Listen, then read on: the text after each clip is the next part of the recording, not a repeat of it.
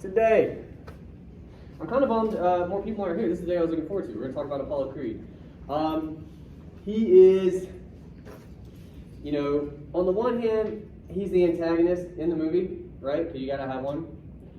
But especially by the end, man, like he's not. I mean, I don't know if you guys have seen the other ones, but he's the antagonist in Rocky 2, and then he's Rocky's friend in Rocky 3. You know, like he's never really. He's not a bad guy in the way that you know. Come on in. I don't believe it. We can try to go.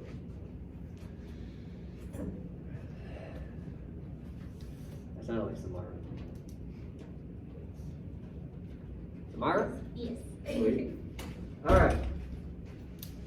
But yeah, it's kind of important, like, again, to, obviously I have big ideas about the movie. I'm not going to try to put those on you just yet. But I think it's important that the guy who's supposed to be the antagonist,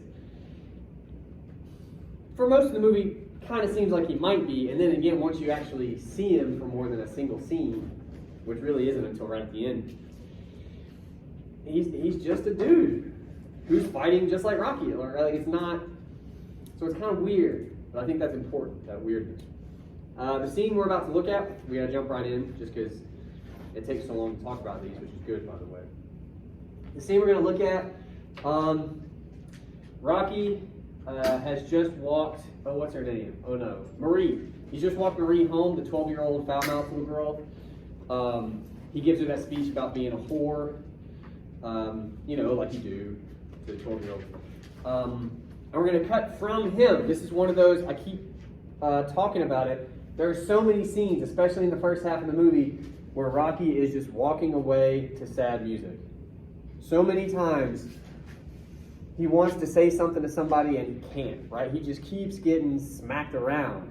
And in this scene, Marie does it, right? And he kind of agrees with her that he's like a loser, and he walks off. We're going to cut from this, I would argue purposefully, to Apollo Creed, all right? And he's dealing with his own crisis, which is apparently the guy he was going to fight dropped out, right? So he's kind of scrambling, trying to figure that out. As always, we'll kind of start like we did last time.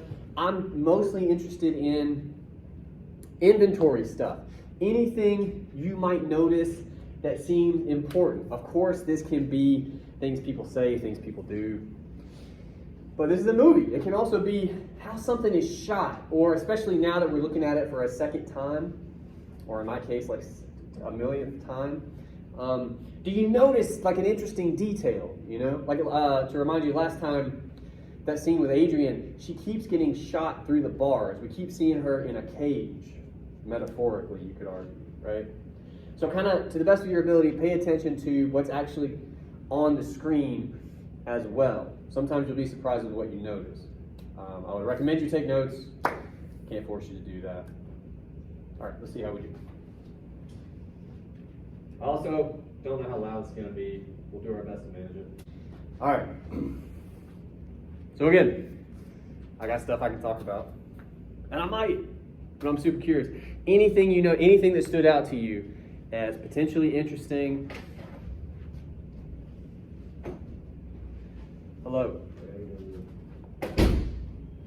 What's your name, man? I'm Casey.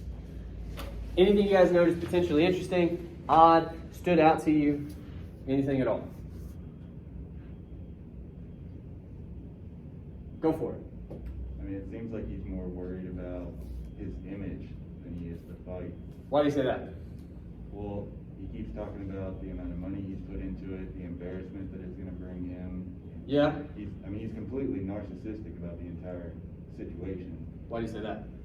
Well, he acts as if his time is more valuable than anyone else's because of how much he's put into this fight. Yeah. Well, I would agree he definitely has a high opinion of his time.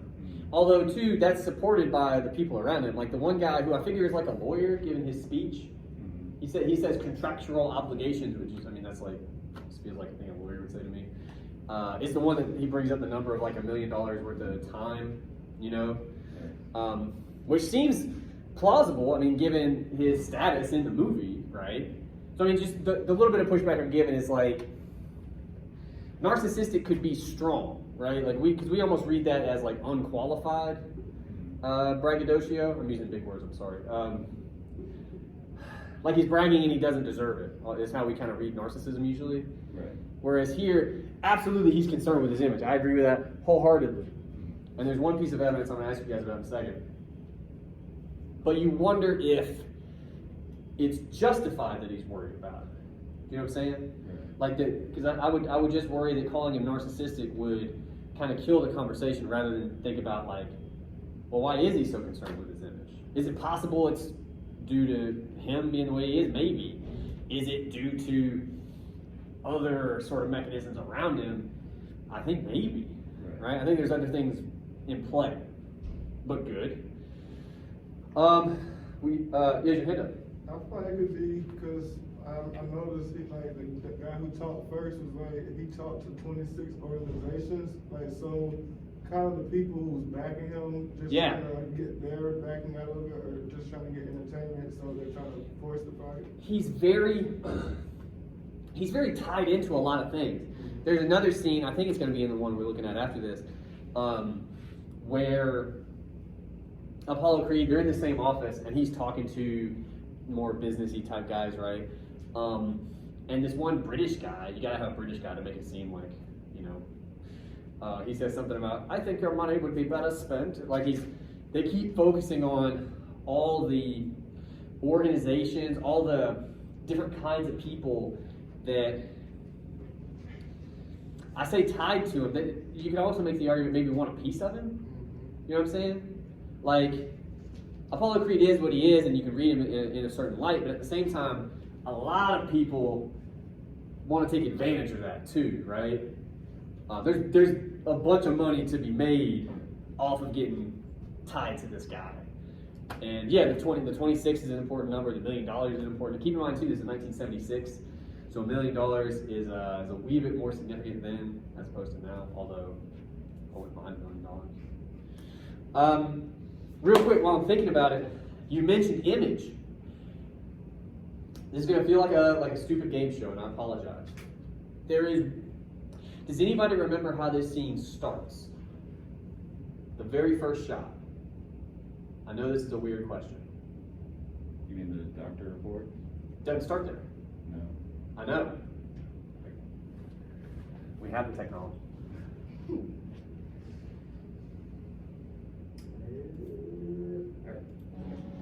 It's real fast. Then we get to the doctor's report. We start literally on his image, right? That's interesting. Yes, ma'am. Yeah, that's pretty much what I wrote. I put in parentheses poster, and then I said like in this scene, you kind of almost get that technically he would be the hero right here. Well, he looks like the bison, and he's got the for sure. And then he's pretty much saying like how it's not about greed and how he wants to do this for America and how he wants to help somebody else out and how. Well, careful. Well, because he uses that language, and that was going to be the next thing I was going to come to. So look, one element of the conversation here, and I mean maybe we'll move around a little bit more, but in the shot we just left where he's talking to promoter guy, I don't know if we ever get his name, the white guy. What's up? I think it's Jensen. That's a totally name that I would have. When he's talking to him, you can even see the poster behind Apollo Creed, like it's weirdly present in the shot, in the scene. You always kind of see it. He's the poster boy. What's up? Kind of like he's the poster boy for whatever he's representing. Good. And again, this comes back to the question of image. And it not only does it seem important given things people say, what they're concerned with, but certain elements of the scene help you make that point too, right? Now to your, like sort of other, I mean connected to other part of the conversation, he says, like it's Apollo Creed's idea, he's going to share the poster with somebody, right? All of a sudden now, he's like, all right, I got a better idea. We're going to put this guy on the poster with me.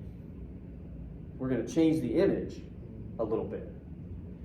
Because honestly, he's bigging himself up by not fighting a big fighter now. He was like, yo, I had the idea,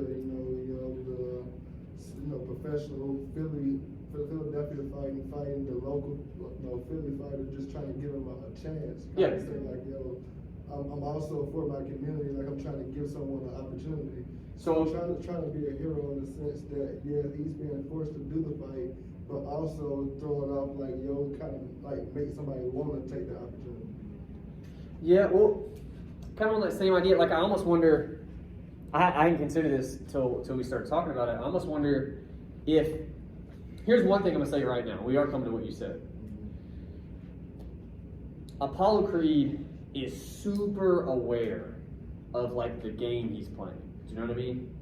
Like this is all about image, and I think Apollo Creed is very aware of that.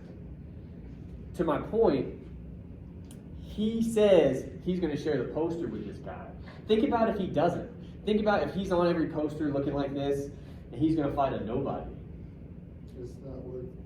He starts to almost look like a monster. You know what I'm saying? Like he's this big dude on the poster going to fight something. I don't even know what this other guy looks like. Well, it makes him look humble. Exactly.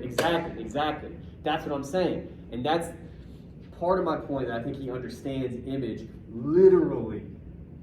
Literally. He knows what this is going to look like. And he knows now that the scenario has changed. We got to change the poster. We got to change the image. We got to change everything. Right? Good. And again, that's part of why I wonder about the narcissism thing, right? Like I still maintain, I think Apollo Creed is playing a character. Not least of which because it makes him a lot of money. I would act like Apollo Creed if I got paid like Apollo Creed. Anyway, to the other idea, all this America talk, you hear a lot. Weirdly, it seems like mostly in these scenes, they're in this boardroom or whatever, and they keep talking about America. Let me see. He says it's the land of opportunity, right? That stuff, and we're used to this idea. What does that mean, by the way? Just so we get that out there. What does the land of opportunity mean? The American dream. What's up? The American dream. Well, yeah, but what is it? That you can come from nothing and make yourself into anything you want to be. You have the opportunity to do that. And the way he's kind of selling this idea is he's going to give that opportunity to one local fighter, he says. Like, local underdog fighter is how he says it. Local, part of the community. Underdog, coming from nothing. Fighter. Well, I think you also have to look at how Rocky is played as an Italian character in this movie. And Well, he talks about it too in the next scene, I think. But yeah, and the Italians came over here searching for opportunity, when they unloaded off the boat. Kind of. I feel like... Sorry, Native Americans, but yeah. So I feel like that's just another way that they try and reinforce the American dream. Because even it tries to show that even if you're not American, it still applies to you. Yeah, well, I mean, the whole melting pot, like, you're an American as soon as you, like, decide you want to come over here and be part of it, right? It's kind of the... Yeah. Sure.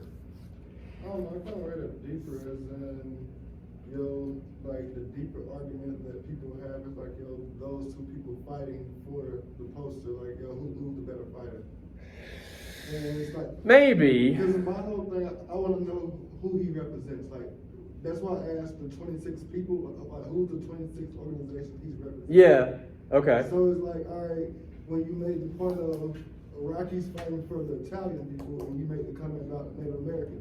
Yeah. So boxing is built off of that. Like those two had to fight each other on who's the best American, who's the best. Oh, for sure. So it's like he's saying, now that I'm not fighting Rocky, I actually got to be seen as an opportunist, as in I'm actually helping someone's career instead of me just trying to keep my career going. So I'm gonna fight someone lower than me, but also from the same community. So it's like I'm being looked at as good in this community, so not I'm just beating him up, but I'm actually bringing him up with opportunity and helping his career.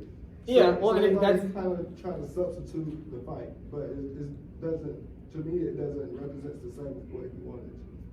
no, sure. And again, that's what we were saying earlier about like having. He realizes he has to change the image because of that stuff, right? The point I want to make is I think that's wrapped up in this America stuff. And the America stuff gets a little more interesting. Two things Apollo Creed says. Number one, before he says land of opportunity, he says something else about the fight first to introduce that idea. Does anybody remember? Very interesting way to introduce this. Hell with it. We're going to watch the. How does he introduce that idea?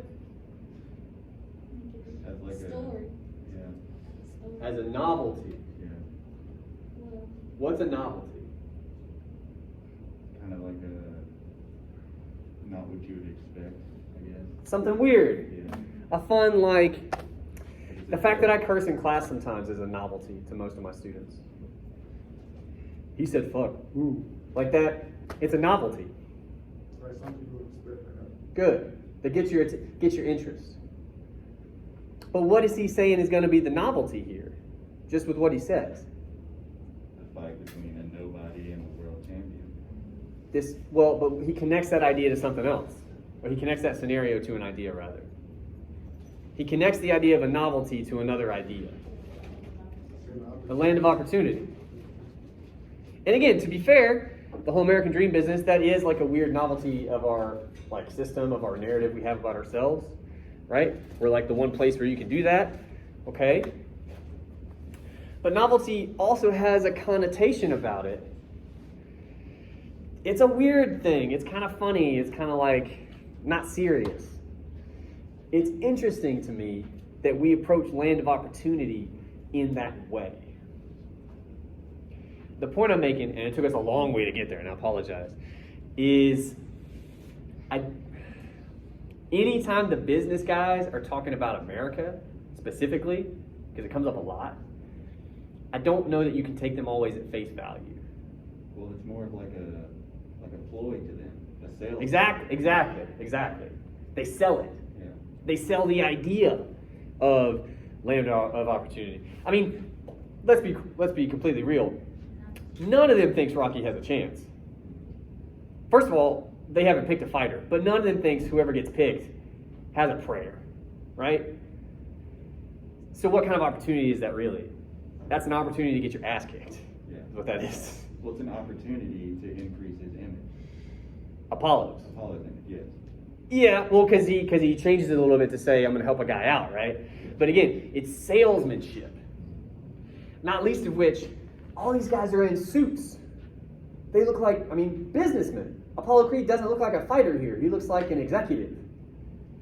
I think that, you could argue, is purposeful. What are the concerns of this world, the people that look like this, dress like this, in a room like this? Are they worried about opportunity for other people? Usually no. They're worried about their own opportunity. And it's interesting that they can sell that message, right? And again, this brings me back to, I think Apollo Creed is super aware of his image, of like how he can change it when he needs to, and sort of the story he's trying to tell people, right? There is one other thing though. He doesn't say rank there. No. I didn't mishear that. What the hell is that about? Well, is it meant to be a racial connotation, or is Snow it, White? It's because of the holiday that the fight is on. It's on 4th of July. What'd you say? It's because of the holiday that the fight is on. It's on like nation. He said the nation's holiday, so I was. That's thinking interesting. 4th of July. For sure. Well, to me, it seems like is it meant to be a racial connotation, or is it meant to mean He wants a white fighter. or is it meant to mean that he's a fresh fighter? That is super generous. Well, yeah, I don't know. No, I feel you, but nah, Because I know they make the comment about it later in the news article about how do you feel about fighting against a white fighter, and then he makes the comment about, well, how does he feel about fighting against a black fighter? Sure. So, I don't know. Race is all over this movie. Yeah. So, and they didn't choose Rocky, you said? Like, They haven't chosen him yet. No, I'm saying like Rocky wasn't like handpicked, like, oh, like we want you. No, well they pick him out of a book. Okay. They pick him. Well, that's the next scene. We'll slow down. But not quite like that. It's not quite like that. Anyway, where were we? He asked for a Snow White fighter. I will give you. They could be talking about experience, but probably not. Yeah. But on top of them spending $1 million for the promotion for the fight. So they want you to see them, like, to know that they're fighting that day on that holiday. Yeah, no, this is a big fight. This is like heavyweight championship of the world. I mean, it's a big deal. What's up? Make America shake in their boots. They're gonna see something that probably never happened before. What is that? Like, they're gonna see a black dude and a white dude fight. All great. It's happened before. See, that's the meaning I'm trying to catch. Like, why, like, the holiday, and why do he want, like, it to be... What is the holiday, by the way? Is anybody aware? Bicentennial? Like New Year's or something. Oh. I don't think it's July 4th. I think it's bicentennial. America's existed for 200 years. Yeah, well, it would refer to the day America was founded, right? Not. Well, it's the bicentennial year. I mean, but out of 200 years, you can give them a whole year. I'm pretty sure in '76 they treated it that way, like it's the bicentennial year. But yeah, we became America in 1776. People signed a thing, right? So 200 years later, 1976, they thought it was a big deal, and it kind of is, right? 200 years, that's a good run, I guess. But he wants to celebrate it seems like.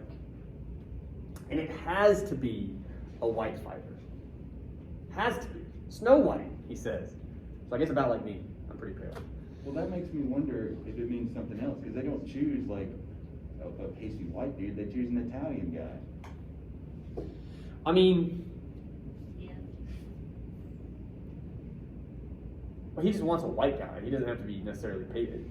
The point I'm making is he uses a phrase to underline this point that he wants a white guy. Yeah. There are some Italians who aren't super white, but you get the impression that whatever book they're looking at, I guess they have books full of fighters. I don't know how that works. You get the impression they are only considering white dudes to fight. Sylvester Stallone's pretty white. He's not tan. Anyway, I just want to make the point that it seems purposeful. It seems like this is important, not just to Apollo Creed, because again, he's kind of slippery. He's hard to pin down. It's important to whatever image he's after, I think. Whatever story he's trying to sell. If we're going to continue that idea that these businessmen know what will sell, is it possible that they know this will sell better? Well, I mean, given everything that's going on in that time period with civil rights and everything, it makes Sure. sense that Sure. they would want to face a white guy. Sure. I wasn't sure if like the Snow White was meant to be a different reference. Yeah, no, I feel you, but I mean, to me, that feels like a stretch. But I will allow for maybe. Like, I would hear the argument to that. But all right, is there anything else? Because I want to at least get one more. Oh, he goes on to say, you know, people are sentimental. They want to see somebody get their shot. Rocky's been talking about that, right? Well, it's like, all right, motherfucker, you're gonna get a shot. You're gonna get a bunch of them. They go 15 rounds at the end. That's a whole lot of shots. And at the end of this scene, what'd you say, Jensen? It's Jurgen, Jensen, something like that. Either one of those sounds good. That guy, the promoter, they go to shake hands, and he says, I like that idea. It's very American. They keep using that language.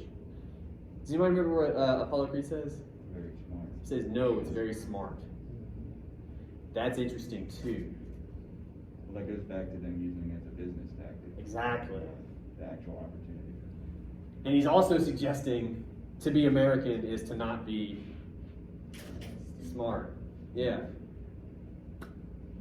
I guess if they must say that this land of opportunity, this American dream is kind of like a false hope. It really doesn't. Kind of like a what? Like a false hope. It really doesn't exist as much as people wish or hope. Something like that. It does. Well, I think that goes back to him calling it novelty as well. Yeah. Because throughout the whole film, like we mentioned last time, Rocky keeps getting told he's lucky. Yeah. So maybe it's not so much the American dream that he made this happen, he just got lucky. That's true. That's true. It's a twisting of that idea, right? That's kind of what we're saying here. But again, one of the important questions anyway is who's doing the twisting? In the movie, it seems to be all the guys with money and influence. And they wield that narrative, that American dream narrative, sort of to their own ends. And who do they wield it sort of against or upon? We talked about this last time.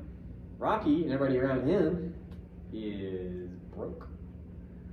So it seems like people with power and influence And unfortunately, this is a story as old as America. Use it against people without it, right? And maybe they take advantage of them. Like, how does it work? We're not sure yet, maybe in this scene, but I think we have some good ideas. The last thing I'll say, because I do want to get, what time is it? Like 4:30. Okay, cool. We got time for at least one more scene. The last thing I want to point out, it is interesting to me, for all the racial considerations, right, that we get in this scene and we get in a couple other scenes. Obviously, it's at least in part because Apollo Creed understands the sort of imagery at work and something to do with what the narrative might be around the fight. It's interesting to me that historically, when we think about businessmen taking advantage of poor folks, what do those businessmen usually look like? Old white men. Still mostly true today. But it's interesting here, and again, I think it's purposeful that Apollo is very much not that, right? Is he trying to play that this is a novelty aspect in something that's meant to catch your interest? How so? Well, because it's the reverse of what. No, it is, absolutely. It is. That maybe it's a novelty for the time that someone in his position is Yeah. able to hold power. Yeah. Sure. No, that's kind of what I'm getting at. What did you have to say? I was just gonna say that it could have just been like, maybe he was an underdog, and since he was a black dude, and he pretty much was like, okay, I guess the only way to win is to do what the white man does, and Maybe. I do not have a hard answer for this last question. I just want to raise it for you, okay? Because I think the scene does. But it is very interesting how they're playing with that idea. Okay? All right, let's look at another scene.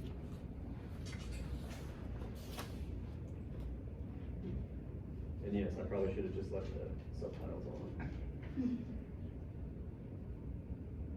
God, it looks like they're. It's such a different movie. All right, that's close enough. So, Rocky has just met with his loan shark, boss again, dropping him off. He's like, hey, take Adrian out. The driver implies that she's simple, that he should take her to the zoo, which is not a nice thing to say about a girl that you're into. Rocky doesn't appreciate that. And he doesn't get to say anything again. This is another scene where he doesn't get to respond. The next scene you're going to see after this is another Apollo Creed scene. He's going to be in the boardroom again. This is where they pick Rocky. All right? All right. My first question, I'll direct this one a little bit. I really want to get to the third scene because it's really important, so we're trying to go a little quicker. Why does he choose Rocky? The image. His nickname, the Italian Stallion. He says right before that, they ask him a couple guys, and I can't catch all of them, but Chuck Smith, I think, is the guy who says before that. Does anybody remember? Like, he says no to the guy right before Rocky. Did anybody catch why? He gets no heat from that name. No heat from that name, he says. He hears that name, and it just doesn't sound good. There's no heat to it. What do you think that means when he says it like that? No heat to it. Doesn't stand out? Okay. In what way? Like, again, we're starting to try to make an argument. He says that. What does he tell you he's concerned with? What is he worried about? like other people's opinions. Yeah. In what sense? Like, pretty much like controversy around what's being. What do you mean by that? Like when you hear these two names together, it's kind of like, oh, what does that mean? What is that gonna make people think? How Okay. are they gonna feel about it? Like, Okay. Well, because later he says, when he says Apollo Creed meets the Italian Stallion, he says it sounds like a damn monster movie. Right? What's he trying to put on? What's a monster movie? Spectacle. Huh? He's trying to put on a spectacle. Good. Okay, old school monster movie. I don't know how many of those you might have seen. They're terrible. Because they're not really movies for the most part, right? They're meant to just be like jump scares and screaming. And whatever. It's a spectacle. Why do they want it to be a spectacle, do you think? Because they all seem in agreement about this. I mean, he's not ranked, so you gotta. That's true. To be totally fair to them, you do need something. Yeah. That's true. It adds to the novelty. It makes it more memorable. It makes it an event that people are going to remember for a long time. Okay. Keeping him relevant for longer. Okay. Understand what we're kind of saying now is, to sort of tie this to the earlier scene we watched, what sells to Americans according to these guys? Spectacle. That's what sells. I just gave you a definition of spectacle in the way they're using it. Devoid of substance. We're interested in names, explosions, Fast and Furious 9, or whatever they're up to. Do they have stories anymore? I'm not convinced they do. That's not why people go see them, is it? Not really. So they're kind of judging the people they're selling to. And again, I don't know that they're wrong.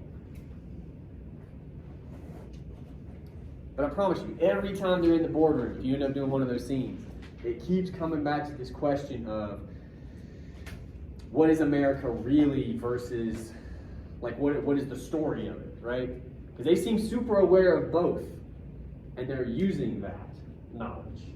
Well, it's kind of like they're trying to dumb down the entire idea of the fight. Yeah, absolutely.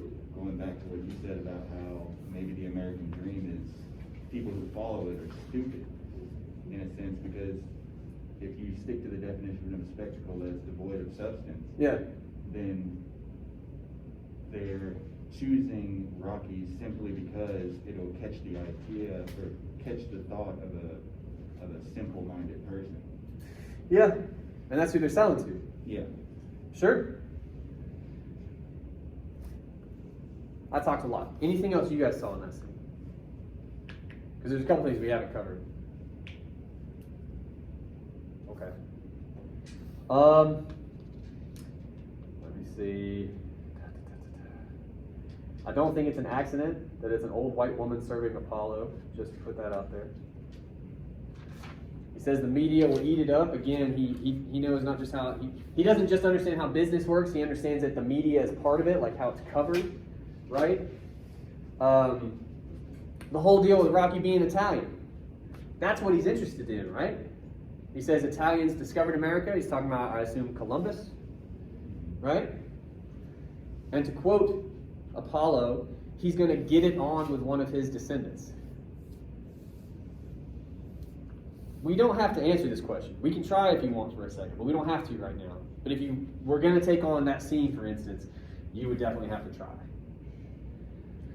Why does he want to fight not just a white guy, but in this scene he gets even more. He's like, no, it has to be an Italian for the bicentennial. Somehow this is wrapped up in America and the way they're selling it.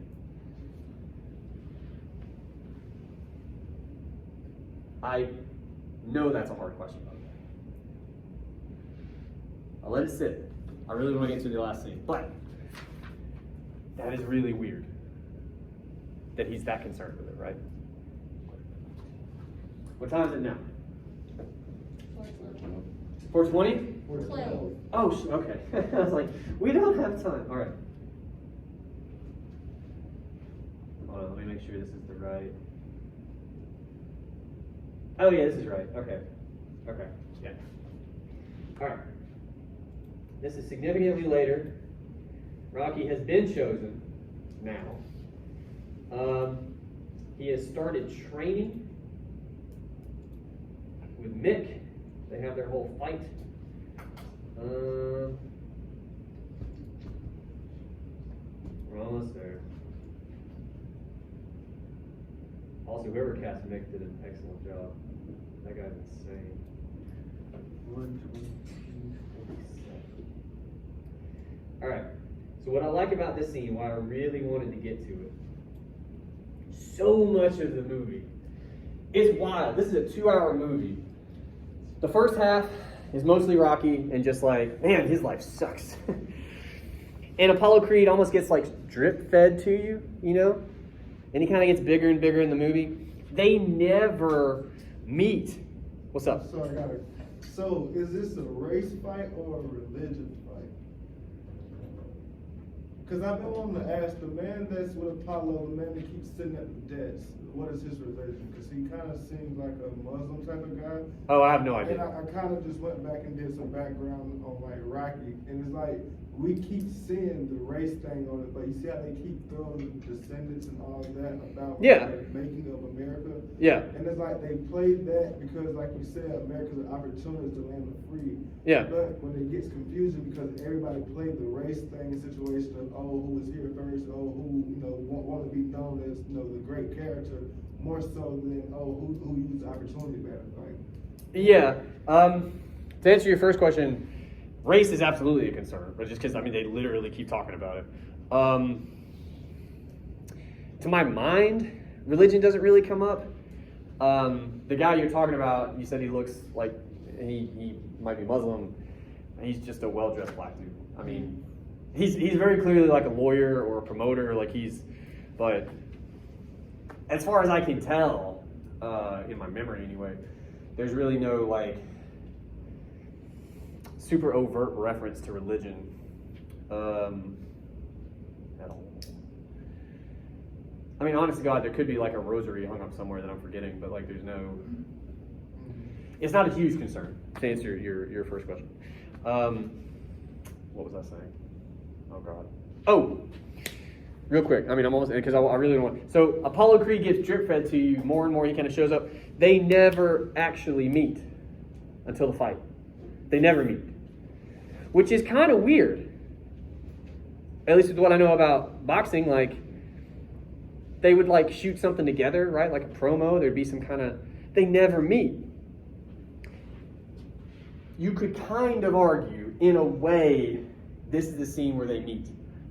What I mean is, what's up? Well, I was just gonna say they don't even meet then. No, I know. But like Rocky has met Apollo through the television. He's seen him. Apollo is gonna beat Rocky the same way. That's kind of interesting. Okay.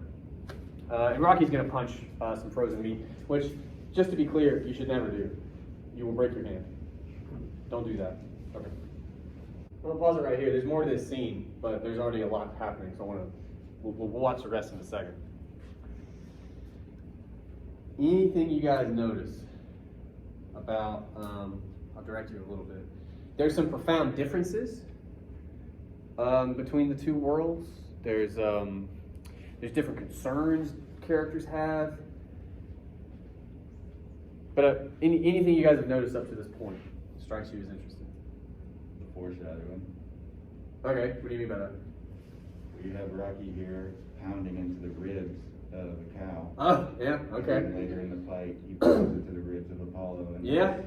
Partially what I think gives him the upper hand is when he gets the hit to the ribs. Sure. He works the body, literally, and then I guess literally. Yeah. It's interesting. I have not caught that. I think Paulie even says at one point you broke the rib. I think the first time he hits the meat, he says that. Mm-hmm. So that's kind of fun. Okay. Anything else you guys notice? Comparison of the two scenes. Yeah. This scene and the bar scene. Oh, okay. What about it? The bar scene, when they see him on TV, they're Uh-huh. just like amazed, like wow, he's great. Yeah. They're talking about trying to get out of here. Yeah. Get out of life. Apollo represents something to them, or at least to Rocky. Mm-hmm. Yeah. And then in this scene, they already got it together. He's not even looking. How to make more money, and then he's like, "Come look at this," and he's like, No, I'm good. Well, I think you can play off of that a little bit too. Yeah. Because the scenes are polar opposites. You have when Rocky sees him in the bar, he's so enamored by him that he wants to be him. Yeah. But in this scene, Apollo couldn't care less about Rocky. He doesn't even walk over to watch him on the TV. He's a nobody to him. Sure. Well, that's kind of what we're saying. Like, other interesting differences to kind of give you a little more ammunition. I don't know if you remember, this was last week, but the TV in the bar is black and white. right? And this is something weird that we take for granted. Color TVs used to be expensive. 1976, color TV like isn't cheap. So I mean, but the point I'm making is so much of this is so indicative, again, of the very different world Apollo Creed occupies from Rocky, right? Even the TV tells you these are different kinds of people. We're talking about him a lot, but I like this scene too because you get to hear a little bit from, I assume it's his trainer, and I have reasons for assuming that. But the guy watching the TV, did you pick up anything from him? We could take it back a little bit. Well, he seems nervous. He does. Which he was nervous from the beginning because he's a southpaw. He doesn't like southpaws. Is anybody not clear on what that means, by the way? Southpaw? Yeah, I don't fully understand. I just know it's a fighting stance. You're left-handed. Yeah, he's left-handed. The guy says, again, I assume he's a trainer based on this and other things. He says they do everything backwards. He doesn't trust the fact that he does everything backwards. But I would argue it's because so much of what these guys do is about control, right? They want to control the narrative, control the image. They know what's going into everything. The trainer makes the point, we don't quite know what a southpaw is going to do. It's backwards. He doesn't like that, right? Take the time out. Exactly. I forgot the timestamp. Hang on. Go back. One thing happened just there. Did you guys catch it with the trainer? He's interested. How do you know? Yeah. He sits up. Yeah. Again, very small thing. He's already interested. He's taking notice. He understands this might be a little more real than I guess anyone else in the room understands, right? So that tells you he has some kind of knowledge or he has access to something that it seems like none of these other guys do. Now, why is that, do you think? We'll play this for a second. All right, I want to get a look at it. What's this guy look like?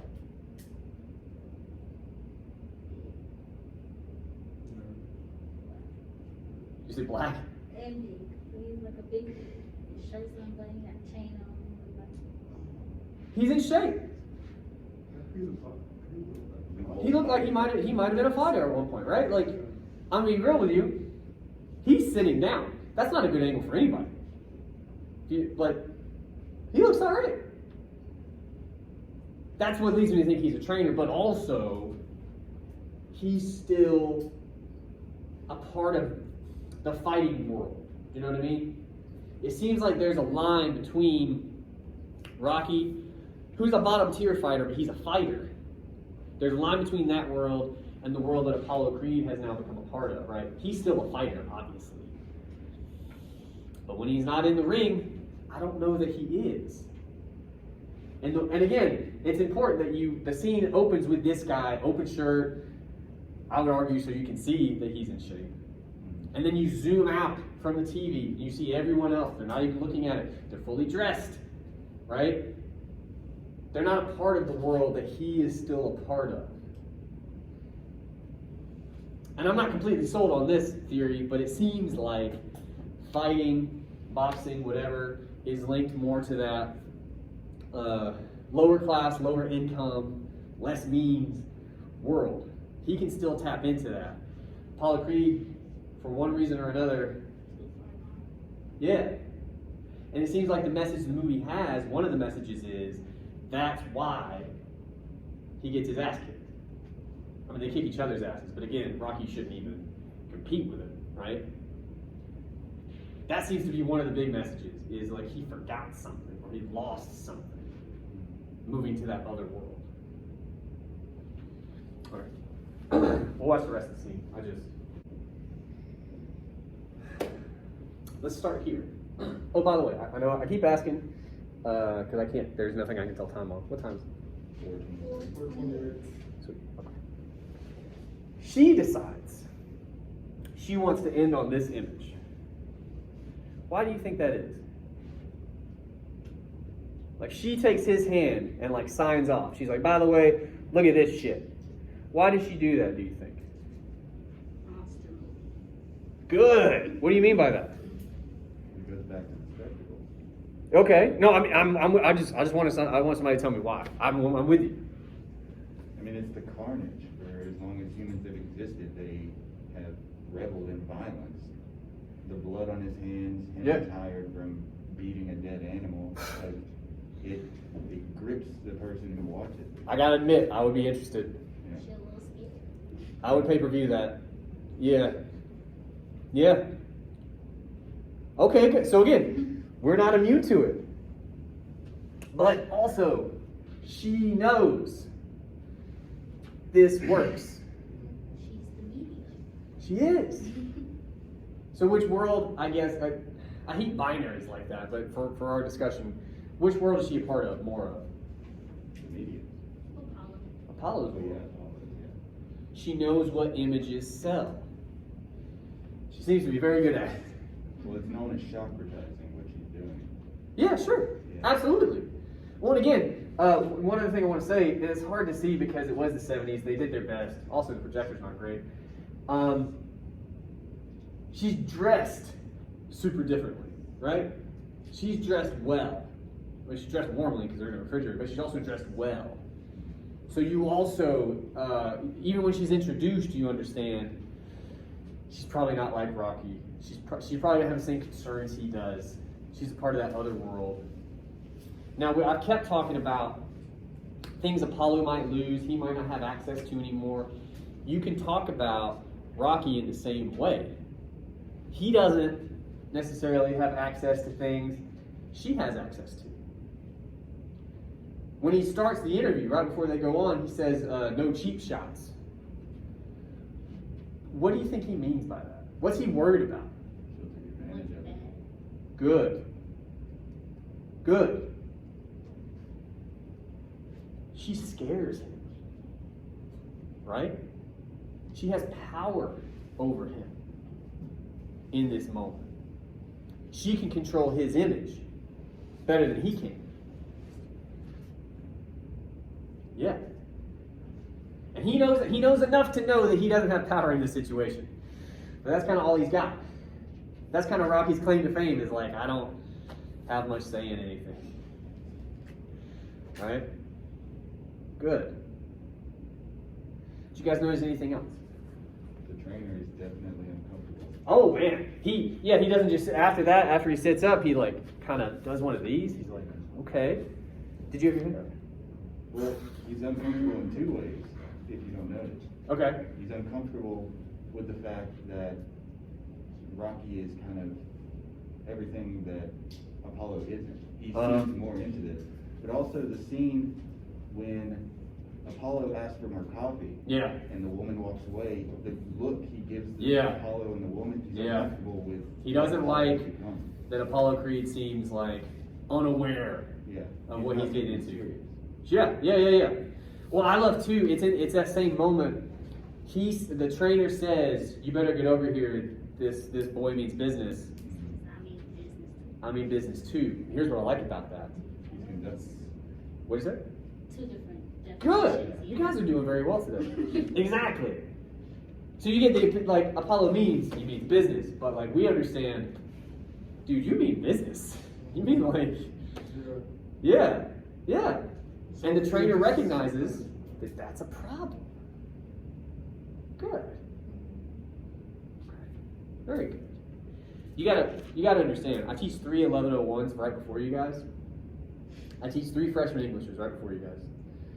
The fact that you guys say anything halfway intelligent blows my mind apart. Like it's just anyway. Okay. Did you guys notice anything else in this scene? Anything else stand out to you?